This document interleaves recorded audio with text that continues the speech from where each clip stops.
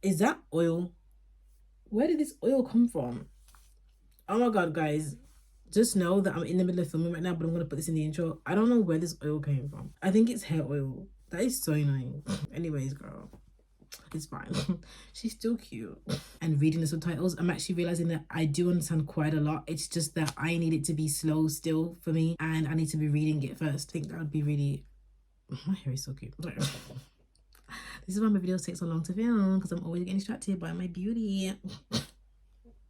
Be honest. I don't know. Are you gonna be able to see the holes in this? Oh my days. Can you see the holes in this? Okay, guys, look. Sorry about that, but I need it. It's way too hot, and if you're in the UK, you'd understand. Okay, sometimes you have to put on a raggedy t-shirt because nothing is gonna make the cut for comfortability. It's really sticky, so literally after I film this is coming straight off. Okay, but I really love this top, guys. Look, it's also giving Mingy. If you know, you know. Guys, 안녕하세요 여러분. 저는 유진입니다. 만나서 반갑습니다.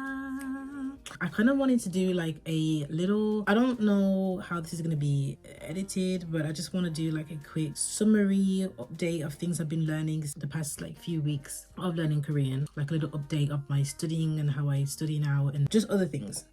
So maybe this will help you. It's kind of like a video for tips, but you know, something like that. 사실 저는 하루 종일 한국어로 공부했습니다. And I'm really exhausted right now, okay? 너무 피곤해. I'm really tired. But I'm gonna do this because... Sorry. What is all this fluff? Anyways, I'm gonna do it because I said I would, okay? Consistency and all that, and sticking to what you're gonna say you're gonna do. So... I'm still sick. So, number one on the list, if you guys have been on my page before and watched my videos specifically talking about Korean language study, you know that one of my favorite ways of learning is actually by a teacher on YouTube. Her name is Miss Vicky. I have said this before, I'm gonna say it again. I love her videos so much. I feel like when I watch her videos, I get so much knowledge and understanding of how to use more grammar and like all the nuances, and like it clears everything up and anything I've been stuck on before. Like, it happens so many times I'll be watching her videos and then I'm like questioning something like, but how does this work? And then like she'll literally answer the question like right after I've like thought it. I'm like, oh, she just explains everything really well. So if you do want someone good to watch who is thoroughly teaching Korean, and she does it for beginners and intermediate learners and whatnot, and even advanced, then you definitely check her videos out because she's really good. But one of the points she made that I picked up on recently was the concept of input. Input is so important, and I thought for the longest of time I was doing good with the input, and then I realized that it's not enough.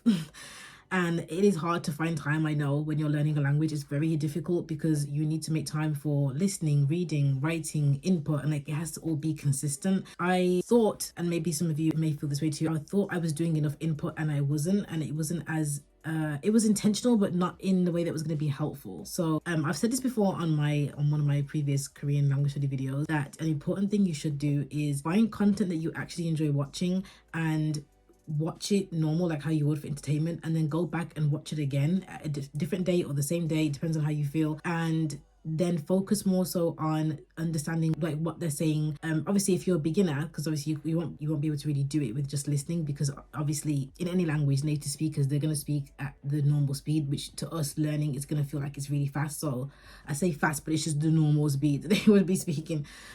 Recently I've been rewatching content that I've watched before that I really enjoy. One of them is P1 Harmony, period. Get your K-pop idols to help you learn Korean. Okay, if you're watching their content all the time and you're learning Korean, you might as well use that to your advantage.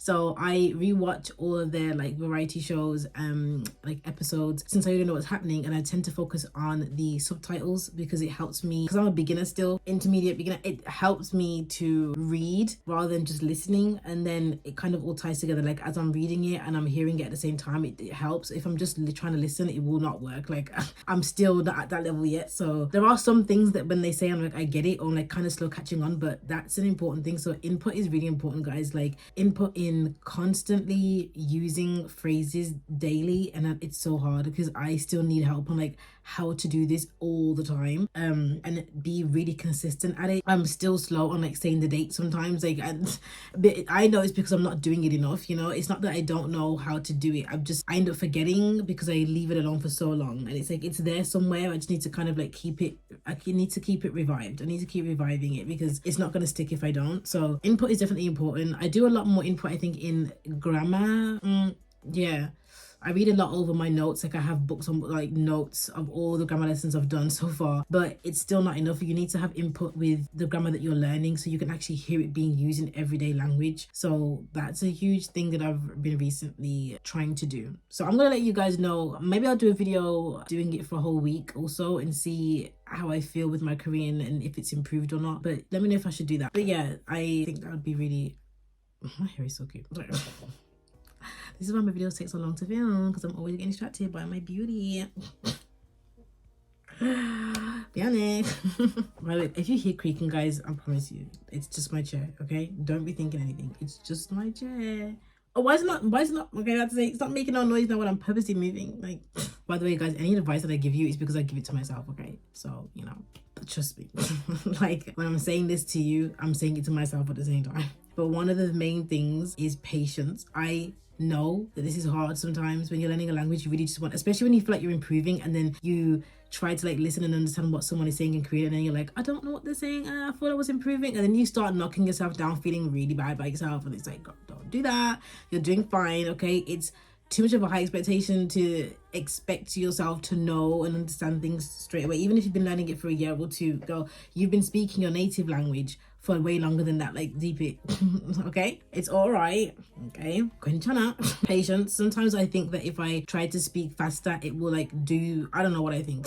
I just think that it will help with my pronunciation and like sounding more like a native speaker. And then I'm realizing like, no, you're learning still, so take your time. And the best thing to do is not to rush and actually speak slowly so you can understand how to pronounce the words. But patience is important, okay? Speaking faster does not mean that you can understand it and you're going to speak a lot better. It just means you're going to be speaking faster but probably still being really confused and stressed out. So I would much rather just now be really slow when I'm speaking, because I also noticed that even with the K-pop idols that are, maybe they're not native Korean, or maybe they are but they're still learning Korean because maybe they were raised, you know, in somewhere else, like in the States or something, or a lot of them Canada or Australia.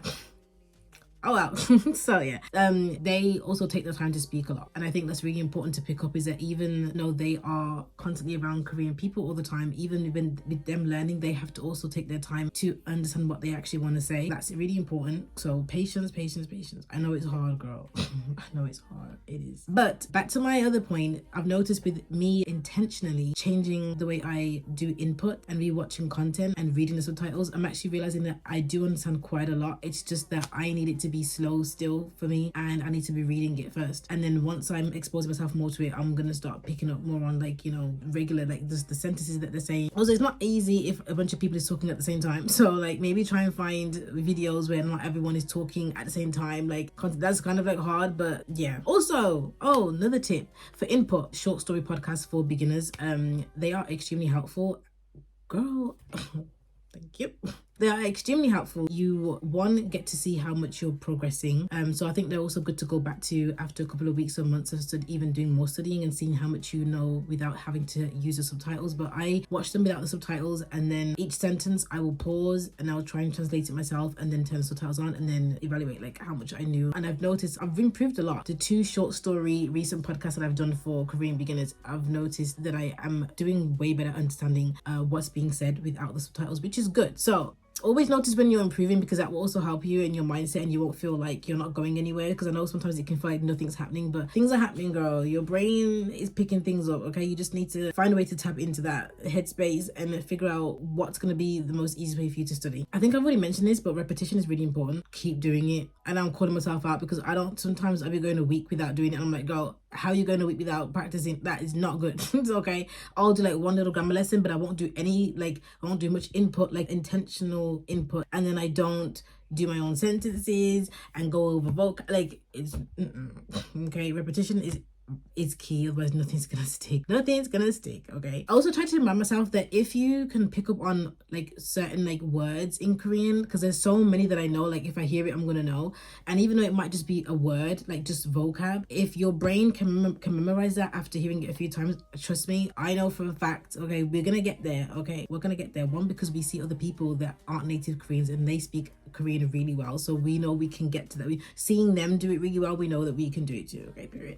But also slight vocab, no matter how big or small, like saying 안녕하세요, 괜찮아, 피곤해요, like all that. If your brain can remember all of that like easily, you don't even have to think about it when, you know, saying it, you will get there with even more bigger sentences and more vocab and bigger words to use. It just takes time, repetition, and patience.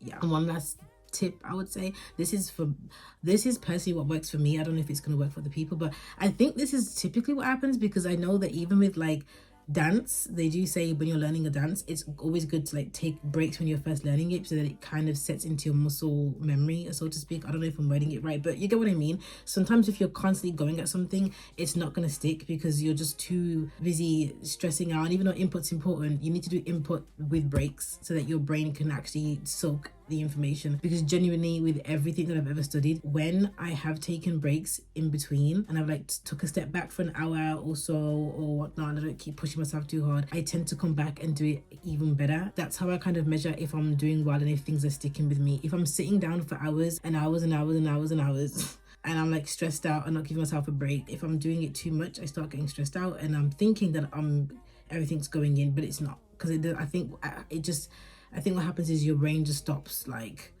working, so to speak. So yeah, so if you are the type of person that wants like try and get everything out in one go, maybe try taking breaks in between your study sessions, and you know, or like you can take a break from learning one thing and like distract yourself with something else. Or maybe if you're stressed out and trying to make your own sentences, maybe change what you're doing in your study session and go to like going over some vocab instead.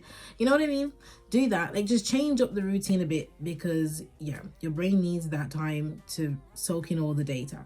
Okay, and with that being said, I hope you guys enjoyed this video and I hope it was helpful. It was kind of like on the whim type of video, but I thought I'd do a little update because these things are all applying to me and the things I'm trying to improve at with my Korean language study, and it definitely is helping. I do notice a difference, so I'm going to keep doing this from now on, and I will keep you guys updated on how it's going and if I figure out anything else.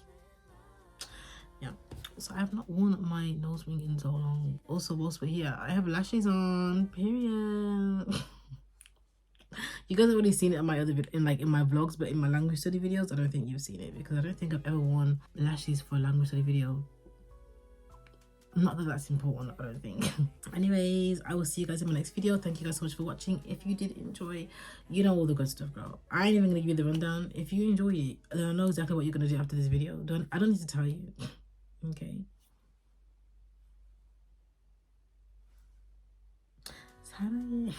Anyways, guys. 안녕, 너무 예뻐. And also good luck on your Korean language study, okay? And be patient with yourself. Okay, bye. Oh, okay. How do I say this in English? But intentionally changing the way I do input. Oh. Okay, I thought I had something.